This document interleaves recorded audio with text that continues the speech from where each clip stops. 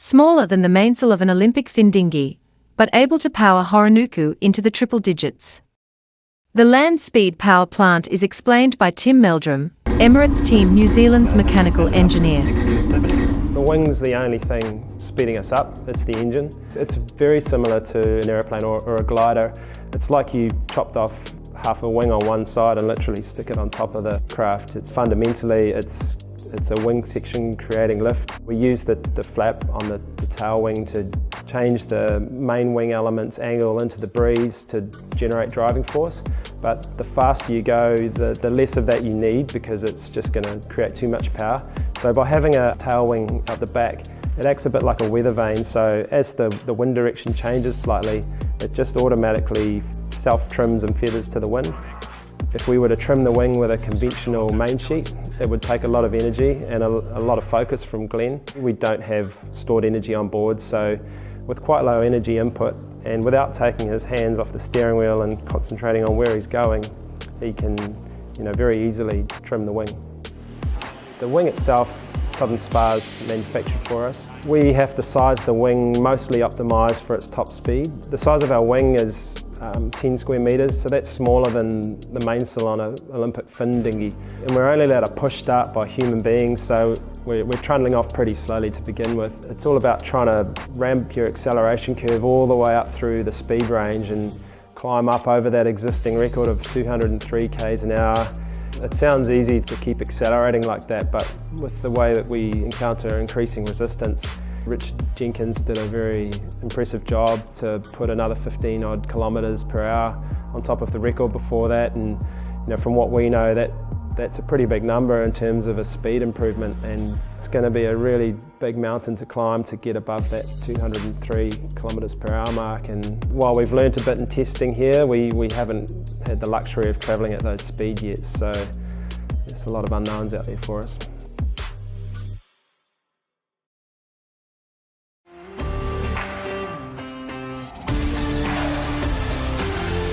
This is your weekly sailing highlights show, The World on Water, July 1st, 2022. Thousands of sailors have taken to the water for the Isle of Wight's 91st annual Round the Island race. Organisers said more than 1,100 boats were entered into the event, which sees competitors of all levels take on the route of 50 nautical miles.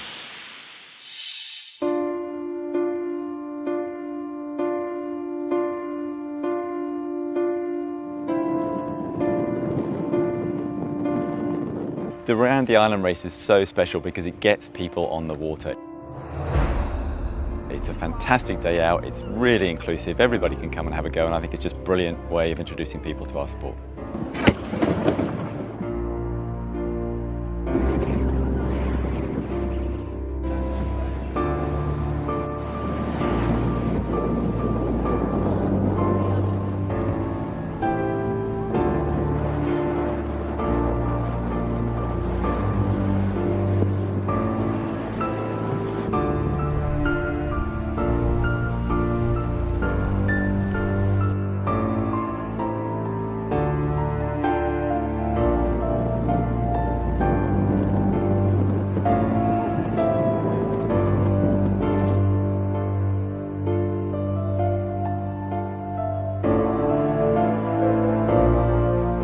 I think the favourite moment for me was going around the Needles and looking back, which you're not supposed to do when you're on the helm obviously, but looking back and just seeing just hundreds of boats just piling round that turn, that sharp turn, and seeing the white cliffs there, and obviously Needles are an iconic sort of landmark in England, so I think just seeing that was beyond my expectations, so that was fantastic.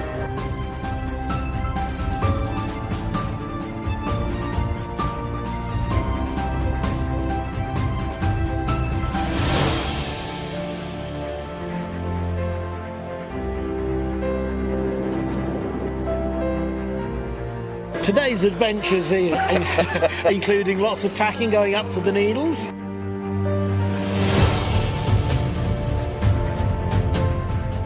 Then a bit of a a drift going down to St Catherine's with people feeding fish as per normal in the lumpy Lots weather. of fish.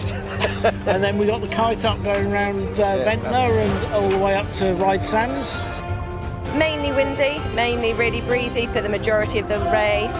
Had a couple of scary spinnaker moments, but it was all good. I think this is about it's either my 4th or 5th time. We do this every year, been doing it for 12 years, and you know, we'll never stop doing it. It's just everything about The Island Sailing Club Island put on such a great event, so it's always worth coming to support. It's just a great adventure.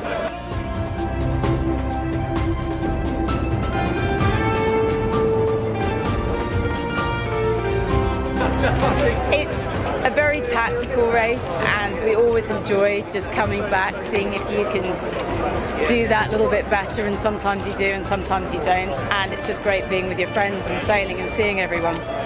I've done the race probably about 17 times or something. So, yeah, different every year.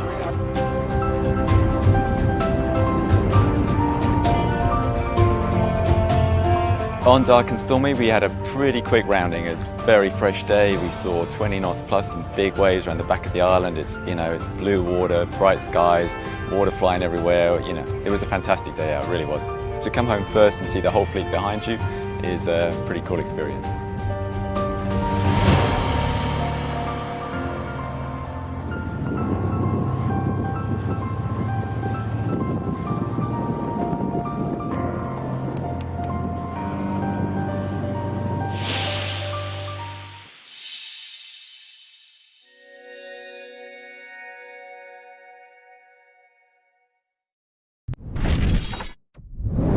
Racing in winds which were much lighter than Cascais has built its reputation for Doug DeVos' US-flagged Quantum Racing, which has the early lead in the Rolex TP52 World Championship, after opening with 2 second places.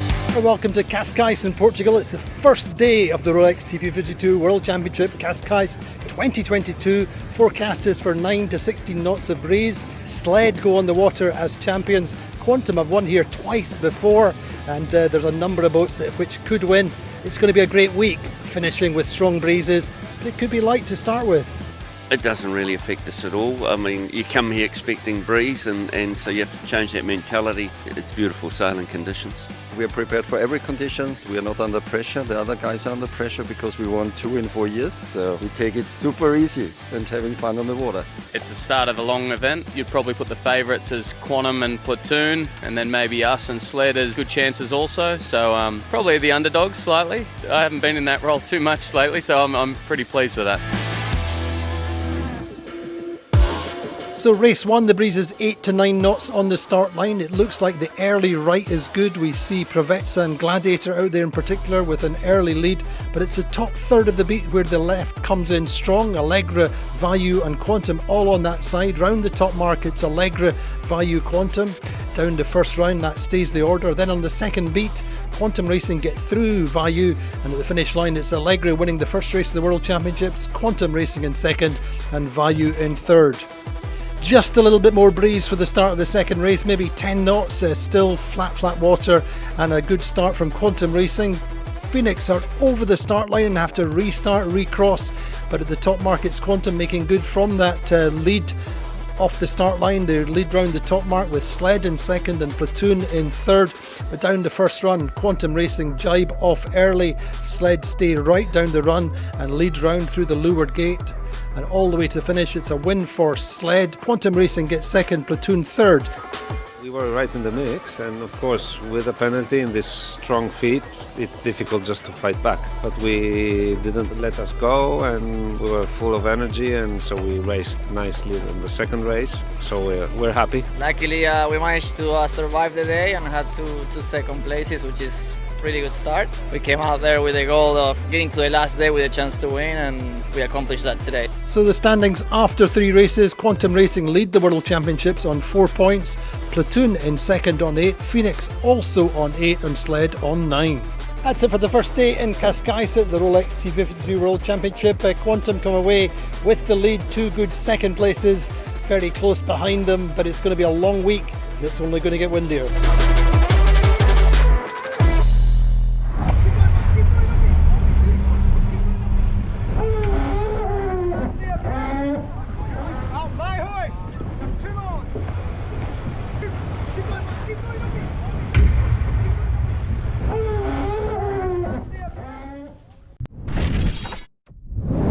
The weather gods had little in mind for the sailors at the start of the Olympic part of Kiel week.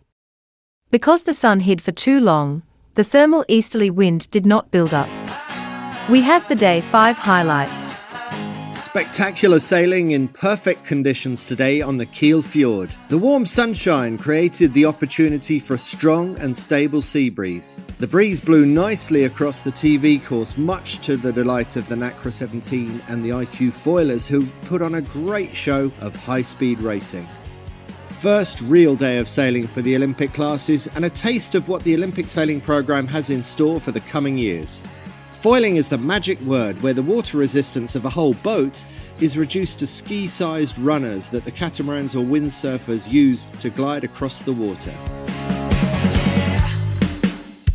First up with the mixed class Naca 17 catamarans. This is a boat that has been technically updated for Paris 2024 after 2 evolutions already for the 2016 and 2020 Olympic cycles. New technical territory then for the many top athletes competing in Kiel. The Italian Olympic champions from Tokyo, Ruggero Tita and Caterina Banti, have found early mastery of the newly improved boat. On the upwind course, the Italian team mostly managed to keep the 5.2 metre catamaran on the foils. Great boat speed along with spectacular boat handling delivered 3 solid race wins in a row, putting the Italians firmly in the lead ahead of their fellow teammates Vittorio Bissaro and Mael Frescari.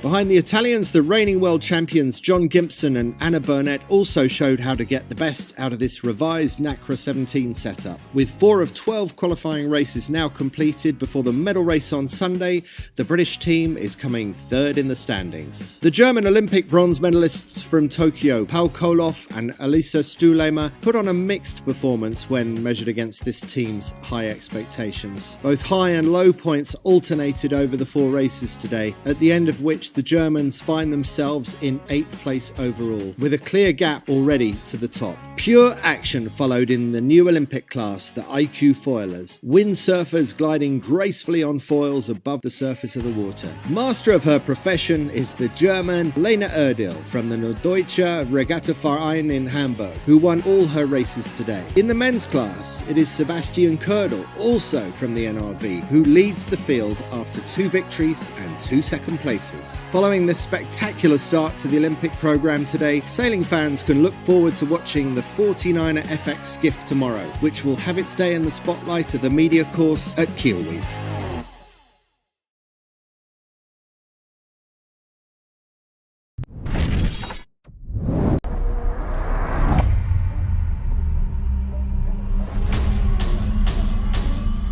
Quantum racing on day 3 returned a 2nd and a 6th to finish the day, with a 2 points lead at the top of the Rolex TP52 World Championship. Well, it's the 3rd day of racing here in Cascais at the Rolex TP52 World Championships. A slow start to the day, light breezes first thing in the morning. We've got a small delay.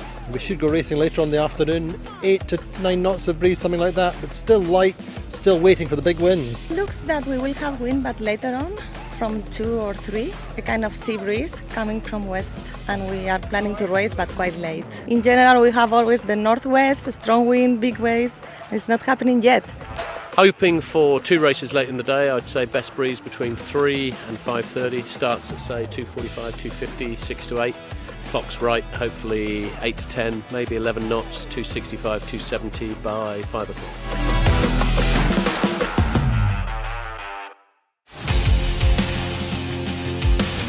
Well, after a delay, race number 5 gets away in 7 to 8 knots of breeze. Provezza start nicely towards the committee boat end of the line. Phoenix come off the line towards the pin end in the middle, Vayu, and that's the order at the top mark. It's Phoenix leading, Provezza second, Quantum come away nicely towards the top of the beat, get round in third with Vayu in fourth. Phoenix extend and win their first time at this regatta. Second are Provezza, third Quantum, and fourth across the line are Vayu.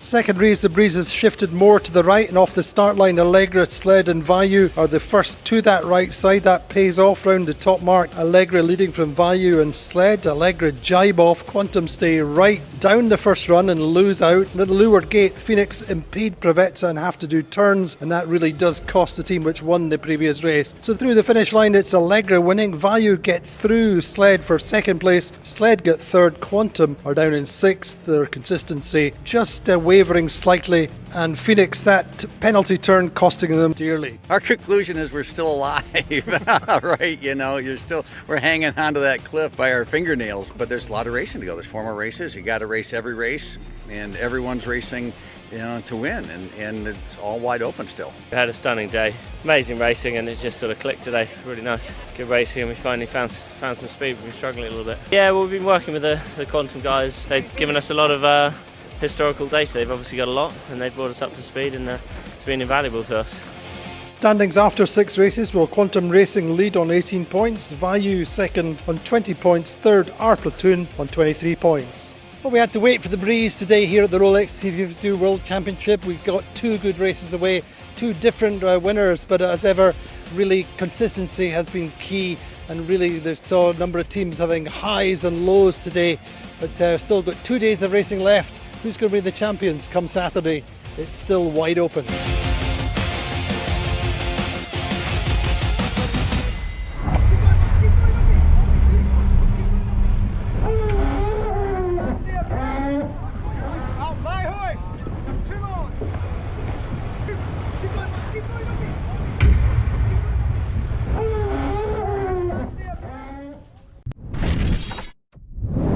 While Ernesto Bertarella's Alinga Red Bull racing team has topped GC32 competition for many years, they are now focused on their 37th America's Cup training program, and so are fielding 2 teams on the GC32 racing tour. It was a great day for GC32, nice offshore wind, very shifty conditions. It was a very open racetrack. There was a lot of changes in the rankings during the races. We sailed a bit better than yesterday. We're still learning a lot. We even won our first race, so that was positive. It was really shifty today. We lost a lot on the 3 first races, and the last 2 were way better. I think we understand a little bit more the tactics here.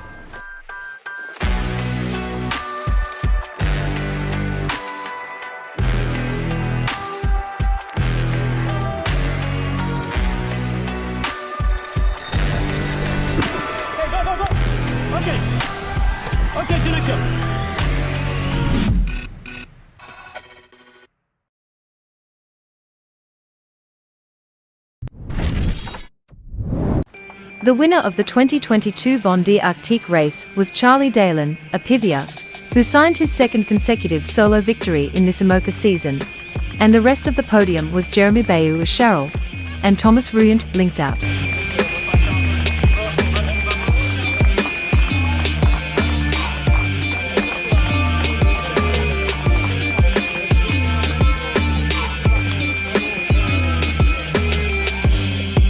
C'est vrai que je commence tout juste à réaliser que je l'ai remporté, qu'on l'a remporté avec Apivia, qui est ces passages de ligne virtuels, et puis après l'annonce de la victoire, et voilà, je me rendais pas du tout compte de rien, et voilà, là, ça y est, je commence un petit peu à me rendre compte.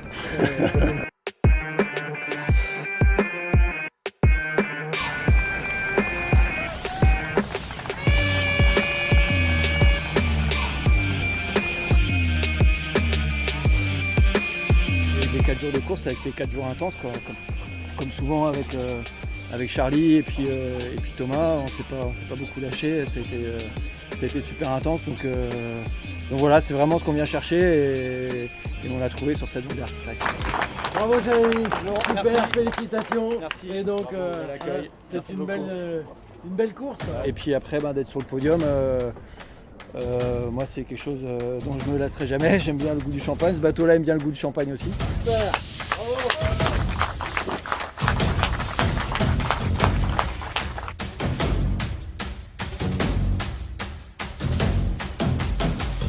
Un beau match, un Charlie impérial. Je suis content de l'énergie mis dans la course. Après, pas mal de petites erreurs.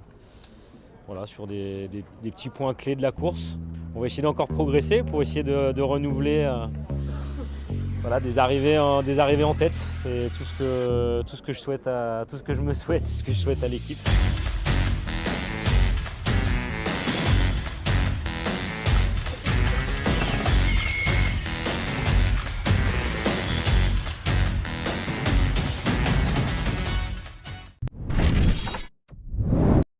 Cascais remains one of the most rewarding venues for the quantum racing team, as Doug DeVos' US-flagged crew today won the 2022 Rolex TP52 World Championship title, making it their third back-to-back regatta win on the Atlantic waters off the Portuguese coast. So it's a big Saturday showdown, the title showdown for the Rolex TP52 World Championship. It's all on the line today. We've got a good breeze coming in. Back to what we've all been waiting for, the Cascais conditions. A little bit of a battle, I think, between Quantum Racing and Platoon, both past world champions. It's going to be fantastic. Will be a tough day because a lot of boats we are on the game. We are close to Quantum, but other boats are close to us, so will be a big fight. But the important thing is to remember how to sail the Cascais days with big waves and big windy. We're feeling really good. We came here for good breeze in Cascais, and unfortunately the last 4 days we haven't really had it. But we survived, we're holding on. But we have 2 more races. As you saw yesterday, anything can happen, so we're going to go out, have some fun, give it our best, and see what happens.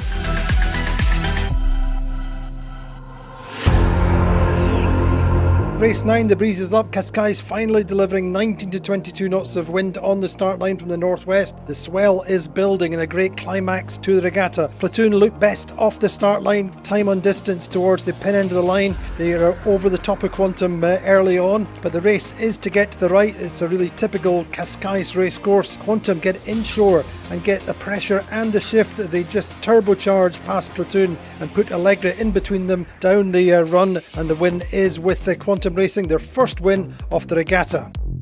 Second race, the breeze is much the same, perhaps just a little bit more wind on the start line. Allegra make a really nice start off the pin end of the line, and they get the early lead up the first beat. Interlodge and Provezza and Sled all go to the right, get out to the right early. At the top mark, that's the lead with Allegra and Provezza doing nicely down the first run, but Phoenix, Value, Quantum and Platoon all get closed out and are deep coming round the top mark. But down the first run, Provezza stay left and take the lead at the leeward gate. The Platoon right down at the back of the fleet. Quantum Racing just a 1 place ahead of them, and through the finish line, well, it's a win for Provezza, but Quantum Racing take the World Championship with Platoon behind them.